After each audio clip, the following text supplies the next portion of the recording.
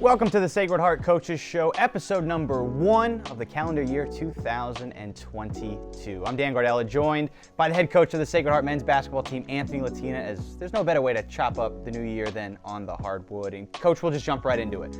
5-10 on the year. You guys have just started conference play, navigated through some COVID problems. What comes to mind when you look at your team's body of work as you guys go deeper into conference play? Well, I like that we've been consistent. You know, we've been in every game, and I think we have some pretty consistent efforts. But what we need to do is we need to finish games a little bit better. We've been in all these games. We're putting ourselves in position, which is important. You know, that gives us a chance in every game, and now we have to just find a way to finish these games a little bit better. You know, prepare a little bit better, make a few more plays, and try to reverse that coming down the stretch here. And one of the things that I think your team had the luxury of entering the season was the amount of returning players, the depth that you had. We've seen you use those interchangeable parts, especially over recent games. Contavio Dutrell has been one of those players that didn't play as much during the non-conference season, but has made significant contributions. How do you go about figuring out the rotation on who's playing well at the right time and who's going to see the minutes throughout the course of the game? Well, a lot of it, I mean, most of it is just performance-based. It's who's performing at the best level in practice and then in games. And he had a really good week of practice leading up to the start of the conference play. He played terrifically against LIU, against a very good center. And then he played very well against Bryant. So, and those were games against two formidable front court players for LIU and Bryant. So he's really coming along and coming on strong, and it couldn't be at a better time. So we're really going to need him to rebound like he does. He's protecting the rim a little bit, so you'll see his minutes probably increase in the next few games.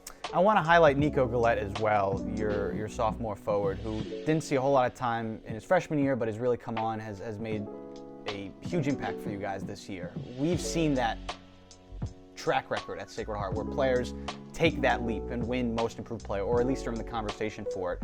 What about his play this year has impressed you the most that has led to the strides that he's made? Well, he's a very productive player. You know, he's a guy who will get you points, get you a ton of rebounds, get deflections, get steals. So he's really productive out there. You know, I think part of his issue last year and early in this year is he'd lose focus, which he still does. But his production is at such a high level that it's really a net positive. So he's worked extremely hard to put himself in this position. He's making plays on both ends. He's very versatile, and you know, he's worked very hard to get to this point. So we're really happy for him, and hope that he can continue this down the stretch in league play. And usually in the Northeast Conference, there is a lot of parity that goes on throughout the course of a year, whether a team toward the bottom challenging a team at the top. What have you seen so far in the games that you've played? Now it's still early in the conference play, but how much fun does it make it as a coach to game in and game out know that you're going to have your hands full regardless of the opponent?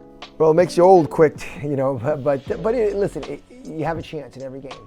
You know, I think the bottom line with the league this year, and just about any year, but certainly this year, if you play well, you have a chance to win. And if you play poorly, you're going to lose. And so we have, again, although we haven't had the results in terms of wins, we have put ourselves in position. So we have to keep doing that, maybe being a little bit better in the first 36 minutes to create a larger gap, and then finish these games well. So we're positioned. You know, obviously we got 1-1 in our first 2 league games. We had to forfeit the 2, but we think that you know, coming down the stretch, if we play our best, we're going to be in the hunt. And I think we have the players to do it. We have a lot of veteran guys that are proven guys, and hopefully they can elevate their games, you know, coming down the stretch. Pioneers are back on the court on Saturday as they host Fairleigh Dickinson over at the Pitt Center at 2 o'clock. You can watch that game on NEC Front Row. Coach Latina, thanks so much for joining me. Best of luck this weekend. Thank you.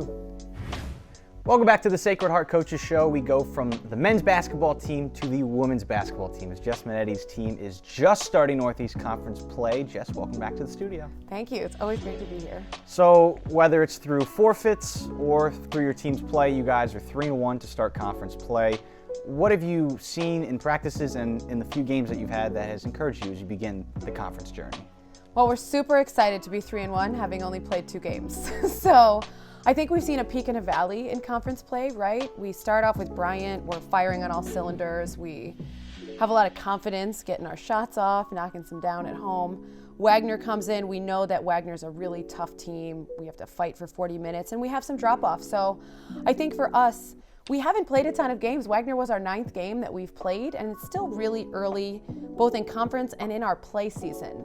So I think learning lessons early for us has brought a lot of value, and that value has been able to carry over into practice where, hey, we have to practice more urgency.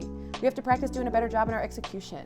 We have to practice knowing personnel a little bit better, right? So I think for us, these early lessons in conference and us being able to maintain a 3-1 record because of forfeits has been really beneficial for us. Now, you've had 2 forfeits in conference play. You had 3 postponements, cancellations in non-conference play. Like you said, the game against Wagner this past weekend was only your 9th game this season. How do you manage the consistency and try to make sure your team is in the best shape they can be for when you actually get a chance to play games? Yeah, so what I learned about COVID and the variable of the unknown is you have to have a plan B. I think I was reading something Nick Saban wrote, and he's like, hey, if the power goes out on a game day, like I always have a plan B, and I really took that to heart. So I think we always have a plan B, right? Like even this weekend, if we don't play, we have a plan B. We're gonna have an inter squad on Thursday, and we're gonna have a scout prep on Friday with a little bit more rest. And our strength coach does a tremendous job. She's adding lifts, she's working on our recovery. So I think having that plan B has really helped us, and not being able to play some games, while it stinks, I know the players' mentality is like, man, we just wanted to play.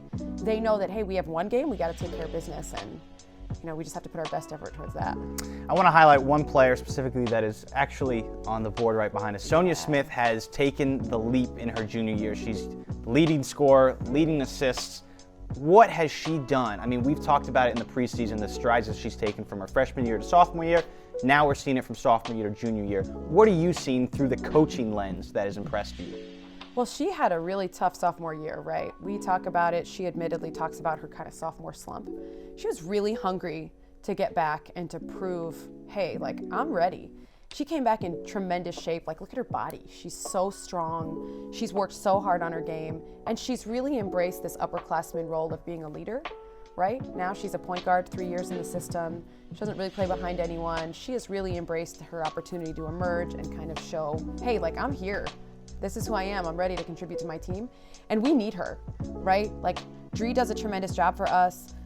Kelsey's returning as an all-rookie player, but now Sonya's really stepped in and embraced her role, and she is just on fire. So she's got a lot of confidence. Hopefully that confidence will continue to carry through the conference season for us. And your depth is something that you have been able to take pride in over recent years. And your depth got a little bit bigger this past game as Olivia Martino, who transferred to Sacred Heart 2.5 years ago, finally gets her time on the court, battling through injuries and other obstacles.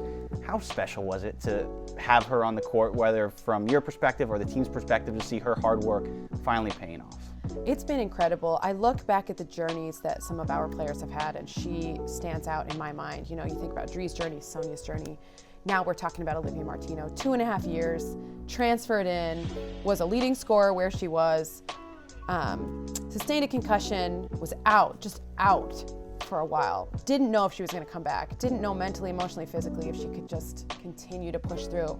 Made up her mind at the end of last year, said, you know what, coach, I'm coming back. I'm gonna figure it out.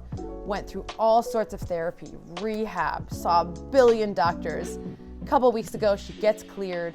She steps back on the court with this renewed sense of gratitude. Now, she's always had gratitude, unbelievable culture player and culture teammate. But man, her ability now and the perspective that she has, having watched the offense in the last 2 years, seen where she can contribute, like, she scored 4 points in 10 minutes and was 2 for 3 from the field. Like, yeah, it's a pretty good way to start your re-entry back into basketball. So I know she's excited. She's really hungry to prove herself. She's really hungry to be a great teammate and play the role that her team needs. So she definitely adds to our depth. I'm excited to see once she gets her lungs back a little bit, how much more she can contribute with how she knows she can be really great in our system. Yeah, just a real tremendous story to say the least. As the Pioneers are back in action this Saturday, they are on the road to take on Fairleigh Dickinson to look to add on to that 3-1 start in conference play. Jess Mannetti, thanks so much for joining me. Good luck this weekend. Thank you so much.